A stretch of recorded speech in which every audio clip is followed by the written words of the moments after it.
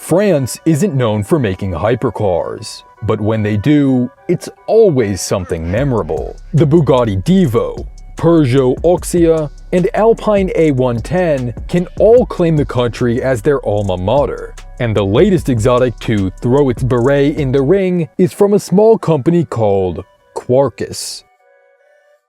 Quarkus was founded by an entrepreneur named Damien Alfano. He earned his degree in mechanical engineering with a focus on vehicle modeling and architecture, which helped him land a job at Valeo, one of the largest automotive suppliers in France. He helped them develop powertrain innovations, but his work there would only last a few years. In 2013, he left to found his own company, an electric vehicle technologies and consulting firm. The firm was a success, and after selling it in 2020, Alfano finally had the funds to pursue his dream venture, building his own supercar from the ground up. To find a name for France's new exotic, Alfano turned to one of his biggest interests: physics. A quark is an elementary particle, the fundamental constituent that comprises protons and neutrons. It's at the heart of all matter in the universe, a sentiment that inspired the name Quarkus, a supercar so revolutionary that they gave it its own manifesto. The first prototype, called the Quarkus P1, was unveiled to the world in 2021. In line with Alfano's history of powertrain development, it's driven by a unique motor that runs off E85 bioethanol. The 1-liter turbocharged engine can rev to 10,000 RPM and produces about 300 horsepower. This means it's not only engaging to drive, but it also conforms with Europe's tight restrictions around combustion engines. But far more impressive is the P1's curb weight, which is claimed to be about 500 kilograms. That puts it at just a little more than half the weight of an NA Mazda Miata. How did Quarkus achieve this? Well, the entire prototype is made of lightweight materials and it's just 13 feet long. But the P1 was only a proof of concept. With the Quarkus P2 and P3, Alfano would finally bring his supercar to a near production-ready example. The P2 and P3 both feature the same general design. The P2 was developed first, then the P3 followed as an offshoot made to compete at the 2024 Pikes Peak Hillclimb Challenge. They both feature a full carbon fiber exterior, with plenty of racing-derived downforce elements. The front of the car is dominated by an exposed carbon splitter and hood vent. The precise sculpting helps to funnel air around the car's single windshield wiper. A pair of LED light strips gives it an almost McLaren-esque look. The side of the P2 is equally track-inspired. A carbon side skirt helps to suck the car down onto the tarmac at speed. The company says it will generate up to 600 kilograms of downforce at 120 miles per hour.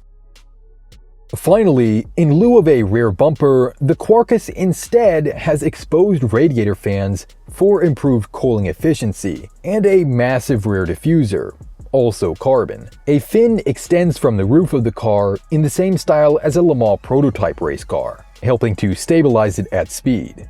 The P2 and P3 are built on top of what Quarkus claims is a completely unprecedented chassis system. Unlike the typical monocoque structure used in most other hypercars, the P2 has a standard tube frame. They say it's a little easier and cheaper to produce, and nearly as good. It's also comprised entirely of titanium and a carbon fiber Kevlar composite. The whole thing weighs just 33 kilograms. That's light enough for one man to carry alone. The final car is a bit larger than the original P1 prototype, providing just enough room for 2 passengers in the interior. But it still weighs just 600 kilograms, or about 1,320 pounds. The reason that Quarkus chose to focus so heavily on weight savings is because the car's powertrain aims to be Euro 7 compliant. This means that low emissions will take a priority over high horsepower, so every pound matters. To that end, the company plans to use a mild hybrid system with a small ethanol combustion engine. Frankly, Quarkus hasn't revealed many details about the motor used by the P2, but some suspect it's currently running with a motorcycle engine from the latest Suzuki Gixxer 1000. It's a lightweight, high-revving motor that has been supercharged to produce about 250 horsepower. A small electric motor provides hybrid assistance with an ultra-light battery pack. Including that, the final output should be about 300 horses. Yes, it's a humble drivetrain compared to the beasts typically produced by the likes of Koenigsegg and Pagani. But remember, the Quarkus weighs just a fraction of the competition. And thanks to that, it can almost keep up with them on the track. Quarkus claims the production model will achieve 0 to 60 in about 3.5 seconds and have a top speed of 270 kilometers per hour, or almost 170 miles per hour. But don't be fooled. The aerodynamics of the car aren't made for top speed runs, but rather on-track performance. Quarkus hoped to prove this at the 2024 Pikes Peak Hillclimb, but an unfortunate transmission failure rendered the car unable to complete its run. Quarkus has vowed to return for the record in the coming years.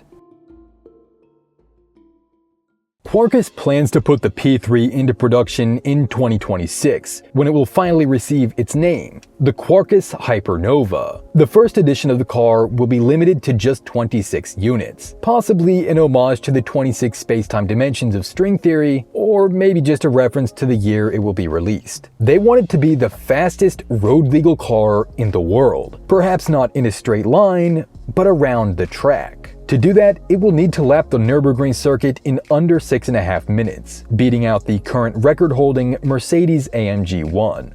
If it can achieve such a feat, you can expect them to sell out pretty quickly. The price tag is rumored to be around 200,000 euros, or just under $250,000 USD, which puts it in the same class as entry-level cars from your favorite Italian brands. Although the brand has a long way to go before it will truly be competitive with the latest and greatest hypercars, their innovative technology and unique approach to powertrains might be enough to set it apart from other competitors in the class. But of course, like the Pikes Peak run, only time will tell whether they can pull it off.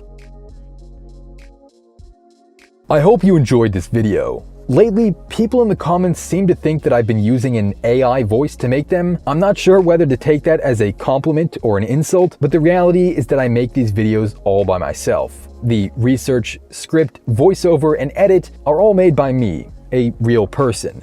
So leave a thumbs up if you want to see more, and remember to subscribe.